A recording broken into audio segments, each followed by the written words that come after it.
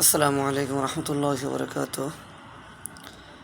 আমার প্রিয় বাংলাদেশি ভাইয়েরা, আমরা মধ্যপ্রাচ্য সহ আশেপাশে যারা আমরা বসবাস করতেছি, প্রবাসী বাংলাদেশি ভাই, তো বর্তমানে ইরানের যুদ্ধটা খুবই ভয়াবহ রূপ ধারণ করতেছে। ধীরে ধীরে তৃতীয় বিশ্বযুদ্ধের দিকে ধাবিত হইতেছে মনে হয়। এবং এই পরিস্থিতিতে আমাদের টাকা পয়সা ইনকামের চাইতেও কিন্তু নিজেদের জীবনের মূল্য অনেক বেশি।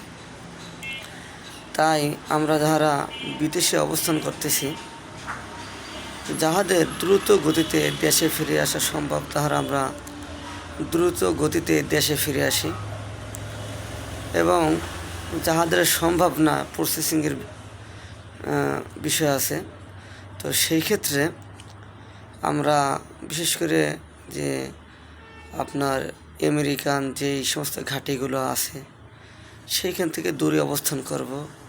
এমনকি অনেক ঘাঁটি থেকে এই সাজোয়া যান, মানে সাজোয়া যেই যানগুলো আছে, ঠিক আছে, ট্যাঙ্ক বা বিভিন্ন গোলাবারুদ সহ যেগুলো ওই ঘাঁটি থেকে একটু দূরে সরানো হয়েছে, তো দূরে সরানোর পরও যেইখানে অবস্থান করতেছে ওই সমস্ত জিনিসগুলো নিয়ে, ওগুলোও কিন্তু টার্গেটেড হিসেবে রয়েছে। তো এই জন্য আমরা বাংলাদেশি ভাইরা যেখানেই অবস্থান করি না কেন, আমরা যেখানেই আমেরিকান বা ইসরায়েলের যে সমস্ত সাজোয়া যানগুলো রয়েছে সেখান থেকে অনেক দূরে অবস্থান করব নিজেদের যানকে রক্ষা করার জন্য। এবং আমরা যত দ্রুত গতিতে পারি, এই যুদ্ধটা একটা ভয়ঙ্কর রূপ ধারণ করতে পারে।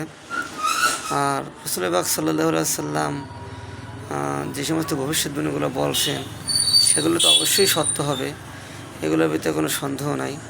এই জন্য এই যুদ্ধটা ভয়ঙ্কর রূপে তৃতীয় বিশ্বযুদ্ধের দিকে আস্তে আস্তে ধাবিত হইতেছে।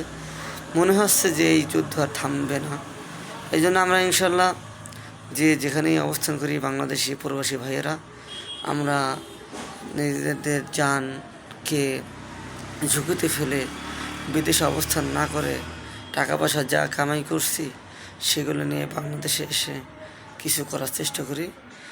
এটাই হলো আমার একটা বার্তা। এজন্য সবাই ভালো থাকবেন, সুস্থ থাকবেন। আসসালামু আলাইকুম রহমতুল্লাহ।